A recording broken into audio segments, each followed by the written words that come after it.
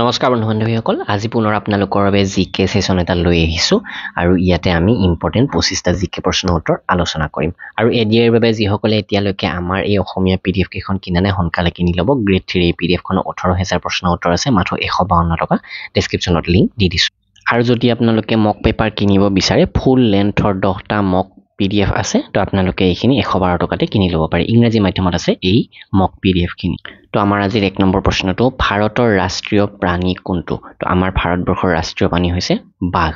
ঠিক তেনেকৈ ভাৰতৰ ৰাষ্ট্ৰীয় চৰাই কোনটো ভাৰতৰ ৰাষ্ট্ৰীয় চৰাইটো হৈছে ময়ূৰ তো এতিয়া প্ৰশ্ন হ'ব পাৰে যে বাঘ অৰ্থাৎ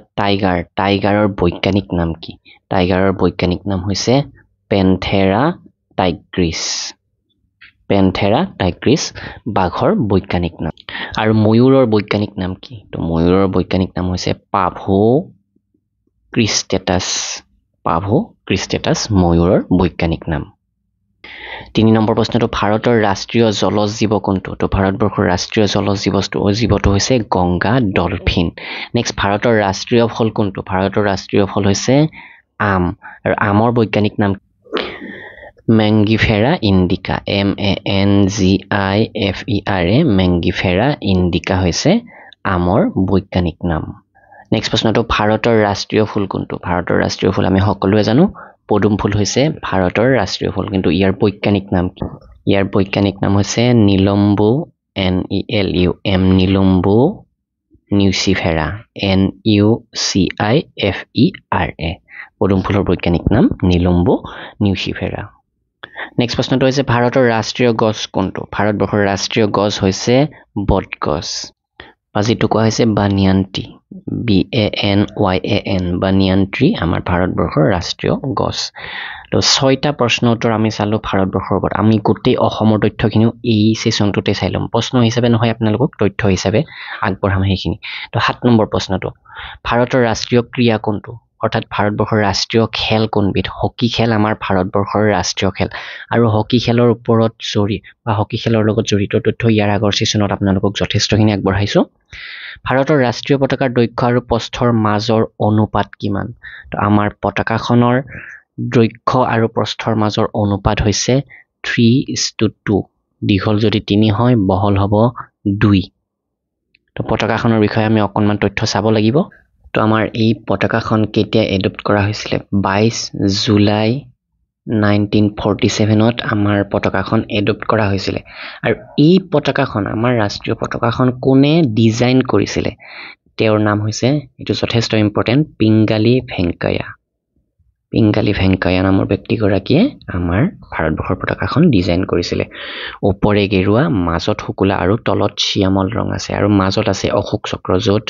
24ডাল দাণ্ডি আছে আৰু সেই দাণ্ডি কেইডালৰ ৰং কি নীলা ৰং বা হেতু কোৱা আছে নেভি ব্লু কালাৰ তো এতিয়া আমি আমাৰ অসমৰ তথ্যখিনি চাই লওঁ তো প্ৰশ্ন হিচাপে অনা নাই তো আমাৰ অসমৰ ষ্টেট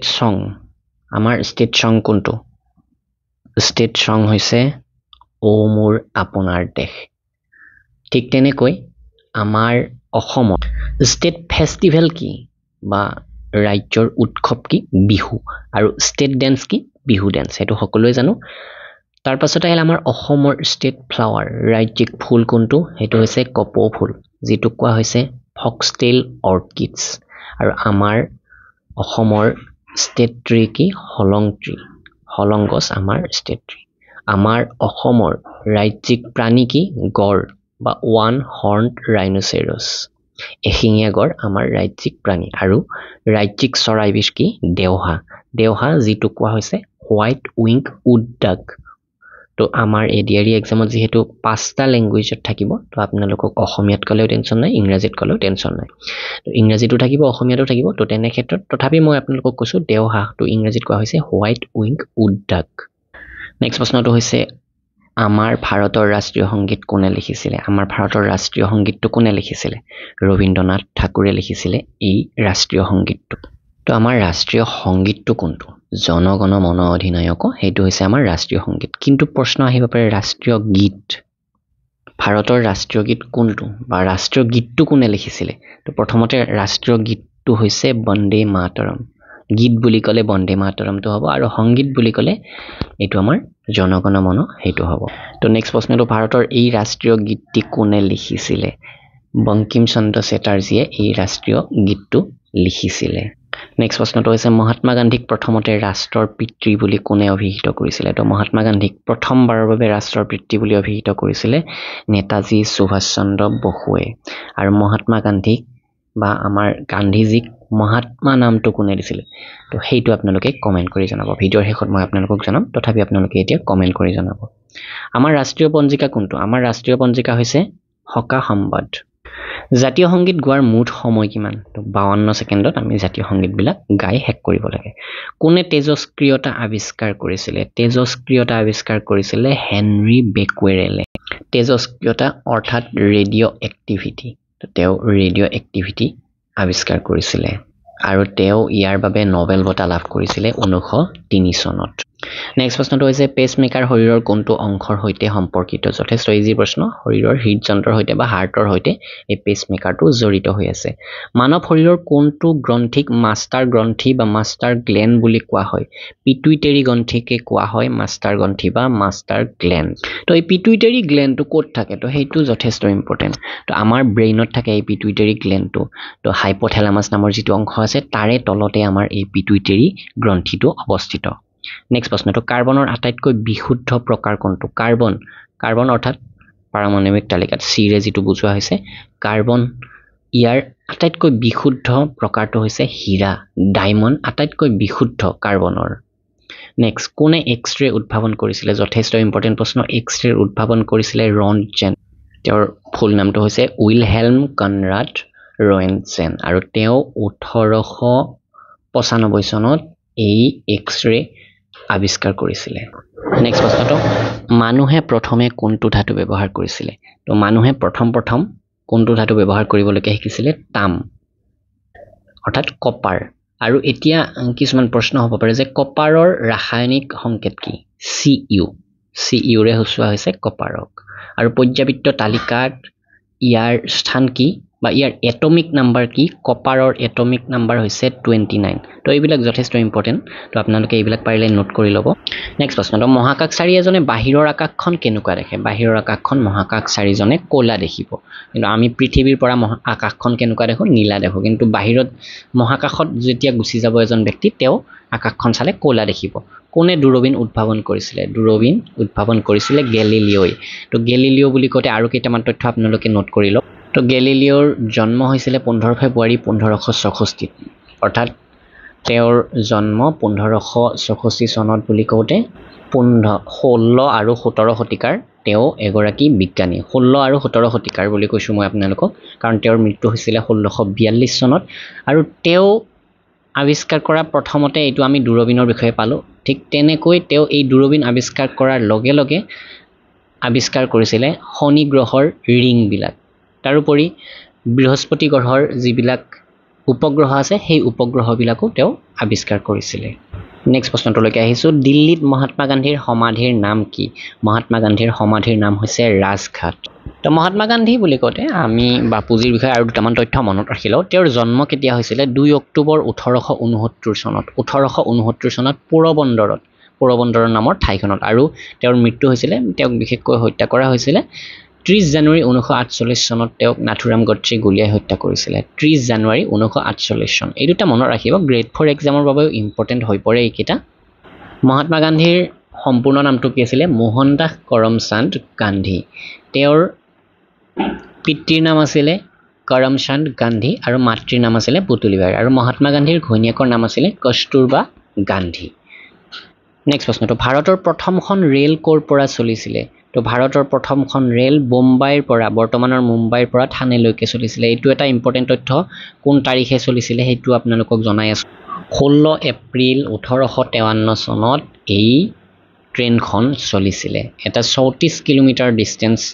এই ট্ৰেইনখনে অতিক্ৰম কৰিছিলে ব্ৰিটিছসকলে এইটো কৰিছিলে আৰু ইয়াতে চাওক কিমান কিলোমিটাৰ হৈছে মুম্বাইৰ পৰা থানেলৈকে 34 কিলোমিটাৰ চলিছিলে তো 1853 চনত প্ৰথম এই ৰেল যাত্ৰা কৰা হৈছিলে তো অন্য এটি প্ৰশ্ন হ'ব পাৰে প্ৰথম আমাৰ ভাৰতবৰ্ষত ৰেলৱে ৱৰ্কশ্বপটো ক'ত নিৰ্মাণ কৰা হৈছিলে বা কেতিয়া নিৰ্মাণ কৰা হৈছিলে ৰেলৱে ৱৰ্কশ্বপটো 1862 চনত নিৰ্মাণ কৰা হৈছিলে জামালপুৰ নামৰ ঠাইখনত যিখন আছে বিহাৰত নেক্সট কোনখন চহৰত ভাৰতত প্ৰথমবাৰৰ বাবে মেট্ৰ' ৰেল সেৱা আৰম্ভ কৰা হৈছিলে মেট্ৰ' ৰেল সেৱা প্ৰথম কলিকতা চহৰত আৰম্ভ কৰা হৈছিলে 1984 চনৰ 24 অক্টোবৰত প্ৰথম মেট্ৰ' ৰেল সেৱা আৰম্ভ হৈছিলে কলিকতাত মনত ৰাখিব 1984 চনৰ অক্টোবৰ মাহত নেক্সট প্ৰশ্নটো ভাৰতত কোন বছৰত ৰেল চলাচল আৰম্ভ হৈছিলে ইয়াৰ আগৰ প্ৰশ্নটোত আমি অলৰেডি আলোচনা কৰিছোই 1853 চনত প্ৰথম ৰেল আৰম্ভ হৈছিলে ৰেল সেৱা আৰম্ভ হৈছিলে ক'ৰ পৰা ক'লৈকে সেই বিষয়ে আপোনালোকক ইতিমধ্যে কৈছোই প্ৰথম ভাৰতীয় মহাকাশচাৰী কোন আছিল প্ৰথম ভাৰতীয় মহাকাশচাৰী গৰাকী আছিল ৰাকেশ শৰ্মা তেওঁ 1984 চনত মহাকাশলৈকে গৈছিল ভাৰতৰ প্ৰথম মহিলা মুখ্যমন্ত্ৰী কোন আছিল ভাৰতৰ প্ৰথম গৰাকী মহিলা মুখ্যমন্ত্ৰী হৈছে শ্ৰীমতী হুচেটা কৃপালানী মুখ্যমন্ত্ৰী বুলি কোৱা হৈছে প্ৰধানমন্ত্ৰী বুলি কোৱা নাই মুখ্যমন্ত্ৰী বুলি কওঁতে কোনো এখন ৰাজ্যৰ মুখ্যমন্ত্ৰী হৈছিল এই মহিলা গৰাকী যাৰ নাম হৈছে শ্ৰীমতী সুচেতা কৃপালানী কোনখন ৰাজ্যৰ মুখ্যমন্ত্ৰী হৈছিল সুচেতা কৃপালানী এগৰাকী ফ্ৰীডম ফাইটাৰ আছিল স্বাধীনতা আন্দোলনৰ সময়ত তেওঁৰ বিশেষ অংশগ্ৰহণ আছিল আৰু তেওঁ উত্তৰ প্ৰদেশৰ চিফ মিনিষ্টাৰ হৈছিল মুখ্যমন্ত্ৰী হৈছিল 1963 চনৰ পৰা 67 চনৰ সময়ছোৱাত নেক্সট এটা প্ৰশ্ন আছে হাৰিয়ানাৰ প্ৰথম মুখ্যমন্ত্ৰী কোন আছিল তো বিশেষকৈ এসএসসি এক্সামত এনেকুৱা ধৰণৰ প্ৰশ্ন আহিছিল তো এসএসসি বা তেনেকুৱা এক্সামৰ পৰা সকলো প্ৰশ্ন উত্তৰ কালেকচন কৰি আপোনালোকৰ বাবে প্ৰভাইড কৰি আছো যিহেতু এনেকুৱা প্ৰশ্ন এটা দেখা হ'ব কিন্তু আমাৰ অসমৰ এক্সামৰ বাবে ইম্পৰ্টেন্ট যিখিনি হয় সেইখিনিও পাই যাব অসমৰ প্ৰথম মুখ্যমন্ত্ৰী কোন আছিল সেইটো মই আপোনালোকক জনাম তো হাৰিয়ানাৰ মুখ্যমন্ত্ৰী গৰাকী আছিল পিটি পণ্ডিত ভাগৱত দয়াল শৰ্মা আমাৰ অসমৰ প্ৰথম মুখ্যমন্ত্ৰী কোন আছিল গোপীনাথ বৰদলৈদেউ দ্বিতীয় মুখ্যমন্ত্ৰী কোন আছিল বিষ্ণুৰাম মেধিদেউ আৰু 3 নম্বৰ গৰাকী আছিল বিমলা প্ৰসাদ চলিহা আৰু এটা প্ৰশ্ন হ'ব পাৰে যে আমাৰ অসমৰ প্ৰথম গৰাকী মহিলা মুখ্যমন্ত্ৰী কোন তেওঁ হৈছে সায়েদা আনোৱাৰা তাইমুৰ প্ৰথম মহিলা মুখ্যমন্ত্ৰী আমাৰ অসমৰ নেক্সট প্ৰশ্নটো ইম্পৰ্টেন্ট ৰাষ্ট্ৰসংঘ কেতিয়া প্ৰতিষ্ঠা কৰা হৈছিল ৰাষ্ট্ৰসংঘ প্ৰতিষ্ঠা কৰা হৈছিল অক্টোবৰ 24 1945 চনত ইয়াৰ হেডকোৱাৰ্টাৰ ক'ত আছে ৰাষ্ট্ৰসংঘৰ হেডকোৱাৰ্টাৰ ক'ত আছে বা এনেকুৱা যিমান বিলাক ইন্টাৰনেশ্যনেল অৰ্গেনাইজেচন আছে ডাঙৰ এনেকুৱা অৰ্গেনাইজেচন আছে সেইবিলাকৰ হেডকোৱাৰ্টাৰ ক'ত আছে বা তাৰ মেইন ব্যক্তিগৰাকী কোন সেইবিলাক প্ৰশ্ন আহে তো ৰাষ্ট্ৰসংঘৰ হেডকোৱাৰ্টাৰ আছে ইউনাইটেড ষ্টেটত সান ফ্ৰান্সিস্কো কেলিফৰ্নিয়া ইউনাইটেড ষ্টেট তো ইয়াতে ইয়াৰ হেডকোৱাৰ্টাৰ আছে আৰু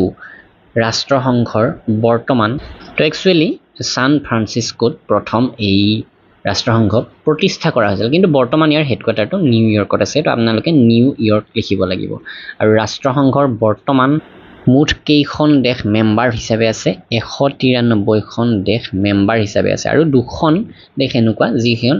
অবজাৰ্ভাৰ ষ্টেট হিচাপে ৰাখা হৈছে ইয়াৰ সেক্ৰেটাৰী জেনেৰেল কোন এন্টোনিও গুটেৰাছ ইয়াৰ secretary general GUTERRES Antonio গুটেৰাছ secretary general তো নেক্সট প্ৰশ্নটোত হেতুৱে আছিল ৰাষ্ট্ৰসংঘৰ মুখ্য কাৰ্যালয় ক'ত অৱস্থিত নিউয়ৰ্কত অৱস্থিত ইয়াৰ মুখ্য কাৰ্যালয় বা হেডকোৱাৰ্টাৰ ইয়াৰ পিছৰ প্ৰশ্নটো ৰাষ্ট্ৰসংঘৰ প্ৰথম মহাসচিব কোন আছিল মহাসচিব অৰ্থাৎ সেক্ৰেটাৰী জেনেৰেল বৰ্তমানৰ মহাসচিবৰ কথা ক'লো এন্টোনিও গুটেৰাছ আৰু প্ৰথম ইয়াৰ মহাসচিব গৰাকী কোন আছিল ট্ৰিগবি লি স্পেলিংটো এনেকুৱা হ'ব TRYGVE ট্ৰিগবি লি ইয়াৰ প্ৰথম সেক্ৰেটাৰী জেনেৰেল আছিল নেক্সট প্ৰশ্নটো মই অলৰেডি কৈছোৱে বৰ্তমান ৰাষ্ট্ৰসংঘৰ কিমানখন সদস্য দেশ আছে 193 খন ৰাষ্ট্ৰসংঘৰ নিৰাপত্তা পৰিষদৰ কিমানখন সদস্য দেশ আছে ৰাষ্ট্ৰসংঘৰ এটা পৰিষদ আছে এক্সট্ৰাকৈ হেতু কোৱা হৈছে নিৰাপত্তা পৰিষদ যাক ইংৰাজীত কোৱা হৈছে security council United nations security council আৰু ইয়াতে মুঠ 15খন মেম্বাৰ কাউন্ট্ৰি আছে এতিয়া প্ৰশ্ন হ'ব পাৰে যে ৰাষ্ট্ৰসংঘৰ মুঠ কেইটা অংগ আছে মেইন বডি আছে যেনেকৈ ইয়াতে সিকিউৰিটি কাউন্সিলৰ কথা ক'লো ঠিক তেনেকৈ আৰু 5টা অংগ আছে ইয়াতে সেইকেইটা হৈছে জেনেৰেল এছেম্বলি 1 নম্বৰতে 2 নম্বৰতে সিকিউৰিটি কাউন্সিল এটো ক'লোৱে 3 নম্বৰতে ইকনমিক এণ্ড সোশিয়েল কাউন্সিল তাৰ পাছত 4 নম্বৰতে আছে ট্ৰাষ্টিশিপ কাউন্সিল মই জাস্ট প্ৰথম লেটাৰ দুটা লিখি দিছো ইয়াতে কিন্তু আপোনালোকক কৈ গৈ আছো তাৰ পাছত আছে ইন্টাৰনেশ্যনেল কোৰ্ট অফ জাস্টিস এটো যথেষ্ট important international court of justice আৰু 6 নম্বৰটো হৈছে UN সেক্ৰেটাৰিয়েট এনেকৈ মুঠ 6টা বডি আছে ৰাষ্ট্ৰসংঘৰ নেক্সট প্ৰশ্নটো হৈছে ৰাষ্ট্ৰসংঘৰ নিৰাপত্তা পৰিষদৰ কিমানখন দেশ স্থায়ী সদস্য 15খন দেশ আছে সদস্য হিচাপে কিন্তু তাৰে 5খন দেশ স্থায়ী সদস্য সেই 5খন দেশৰ নাম আহি যায় কেতিয়াবা তো 5খন দেশ নাহে তলৰ কোনখন দেশ ইউনাইটেড নেশ্যনৰ এই যিটো সিকিউৰিটি কাউন্সিল এই সিকিউৰিটি কাউন্সিলৰ পাৰ্মানেন্ট মেম্বাৰ নহয় বুলি আহি যায় তো তেনেকুৱা প্ৰশ্ন আপোনালোকে পাই যাব চাওক মনত ৰাখক কি কোন কেইখন দেশ পাৰ্মানেন্ট মেম্বাৰ হয় তো 1 নম্বৰতে চাইনা 2 নম্বৰতে ফ্ৰান্স 3 নম্বৰতে আছে ৰাছিয়া 4 নম্বৰত আছে ইউনাইটেড কিংডম আৰু 5 নম্বৰত আছে ইউনাইটেড ষ্টেটছ অফ আমেৰিকা এনেকৈ এই 5খন স্থায়ী সদস্য ইউনাইটেড নেশ্যনৰ যিয়ে নহওক আজি এইকেইটা প্ৰশ্ন উত্তৰ আপোনালোকৰ লগত আলোচনা কৰিলোঁ সেশনটো কেনে পাইছে নিশ্চয় জনাব আৰু এডিআৰিৰ বাবে এই ফুল লেন্থৰ মক টেষ্টখিনি আপোনালোকে কিনিব পাৰে মক টেষ্ট বুলি নকওঁ এইকেইখন পিডিএফ হিচাপে আছে ইয়াতে আপোনালোকে এটা সেটত অকল প্ৰশ্নখিনি পাব ধুনীয়াকৈ 4টা অপচনত প্ৰশ্নখিনি থাকিব সেই সেটটোত আপোনালোকে নিজাকৈ উত্তৰ কৰিব পাৰিব আৰু নেক্সট সেটত লগতে উত্তৰখিনিও সন্নিবিষ্ট কৰি দিয়া হৈছে মাত্ৰ 112 টকা সম্পূৰ্ণ ইংৰাজী মাধ্যমত আছে যেটো এডিআৰিৰ এইবাৰ অফিচিয়েল সিলেবাস 150টা এমসিকিউ থাকিব তো গ্ৰেড 3 লেভেলৰ বাবে বিশেষকৈ বনোৱা হৈছে তো এইখন আপোনালোকে লৈ ল'ব পাৰে 10টা এনেকুৱা পিডিএফ আপোনালোকে ইয়াতে লাভ কৰিব বা ফুল লেন্থৰ মক পিডিএফ লাভ কৰিব মাত্ৰ 112 টকা তো আপোনালোকে যদি বিচাৰে assamgkpdf.com ভিজিট কৰি অথবা ডেসক্ৰিপচনৰ লিংকৰ পৰা কিনি ল'ব পাৰে